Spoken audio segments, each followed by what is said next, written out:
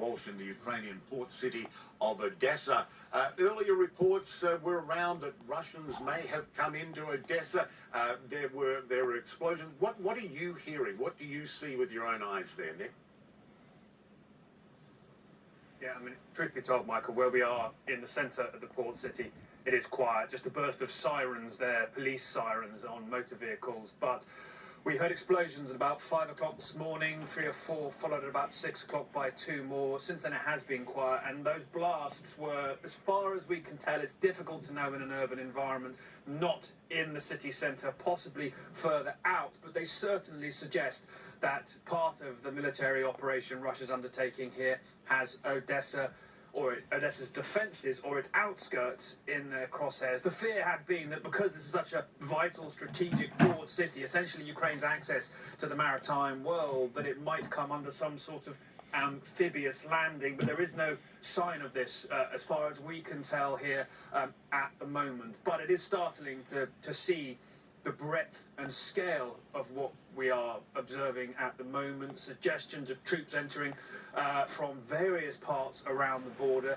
and troublingly too how that tallies with the gravest warnings from Western officials about what Russia might be willing to undertake here. That's these plans that seem themselves so extraordinary, almost far-fetched or preposterous, that seem to lack any strategic gain or logic for the Kremlin head if he undertook something as extensive as it appears to be beginning at this stage. But still, nonetheless, that is underway with that dark, strident warning from the Kremlin head, a man who delivered a 57-minute speech of what seemed like mostly personal grievances about how the Soviet Union collapsed, about how NATO has been behaving, they say, in Ukraine, that spoke to a mindset that may have decided to order an invasion like this, despite the fact that it is likely to lead both Russia and Ukraine into a very dark place of loss in the months ahead.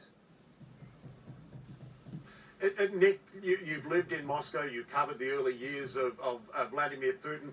What is your take on his state of mind? It is deeply troubling. I mean, even people who I've spoken to, Western officials who have looked at the intelligence coming in, all of it, and seen what it shows, that an invasion was highly likely in a catastrophic way, still were asking the question, well, why would anybody do this? What is the strategic gain for Vladimir Putin? Yes, he could march in here and put 100,000 plus troops in various cities, but he can't keep them there forever because Ukrainians don't want them there. That decision was made after 2014, 2015, when the kind of more pro-Russian, Russian-speaking part of the country was hived off into those separatist territories. It's not going to be a pliant Ukrainian population, it seems, certainly not in the long run. And so the investment of Russian military hardware, souls here, is likely to lead to some kind of Russian loss, which does speak to this state of mind question, which is what was so terrifying to see in his 57-minute speech. He was not talking to the Russian population that dealt with the pandemic in the same way that he has, with essentially isolating himself, it seems.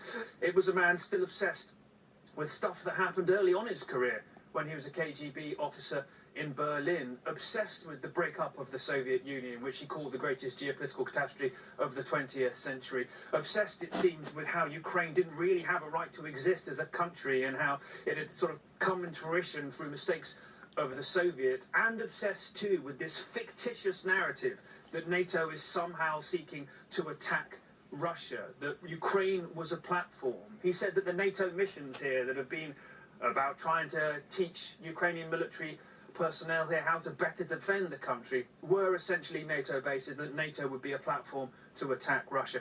That's the narrative. And even today, this notion that somehow there are neo-fascists in the midst of the Ukrainian military that needs to be attacked so Russia can defend itself, that's something absurd that we've heard after all this time. Ribbons worn on separatist uniforms, harking back to the valiant work of, in Stalin's times, of Russian citizens fighting against the Nazis here, echoing back on that into this day's context when it's Russia that's the invading force, that Russia that has the lone authoritarian calling the shots, it seems, in isolation, often even from his own security officials. It's a deeply troubling morning, Michael, one that I fear is going to echo in the years of European security for the next decade. Quite terrifying. Yeah.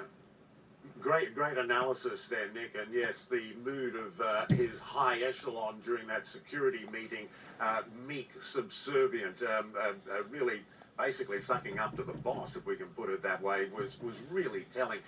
Terrific to have your analysis, Nick. Appreciate it there in Odessa, Ukraine. All right.